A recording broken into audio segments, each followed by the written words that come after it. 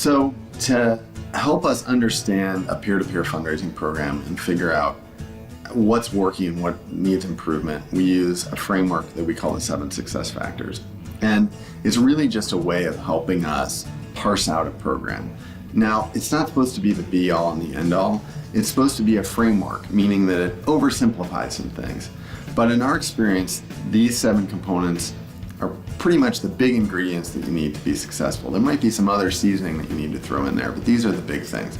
It's 7 things. Strategy, where are we going? Audience, what's the target for this? Ask, what do we want the audience to do? Experience, what kind of program are we giving? Service, how do we support the audience through the program? Data, what are we measuring and how are we collecting that? And then right in the middle, leadership. What's the management system and the value system around the whole program? So the 6th piece, second to last, is data. And data is about not just running reports, although that's part of what we look at. Data is about the whole system that we use to capture information on the program. You know, our constituents fundraising. Who is fundraising? How are we capturing that? How are we tracking that? What's the infrastructure that we have in place to track that?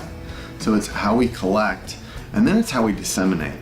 And often we find nowadays the problem is not that there isn't enough data, it's there's too much data. There's so much data that people don't know how to look at it. And so we'll see management reports that have 60 or 70 metrics. Well, I like the one-hand rule. You know, if it's bigger than the number of fingers I have on my hand, I can't keep track of it. So some of the work here is making sure the collection system's in place, and then doing some really fun and wonky analytics on the data so we find some insights there. But then packaging that all up so it's usable. And we're not trying to track 60 or 70 or 80 things. We're trying to track the few things that actually drive the program. So data comes down to what are the 4 or 5 things that impact the success of my program the most? And am I tracking that information so I can make good decisions?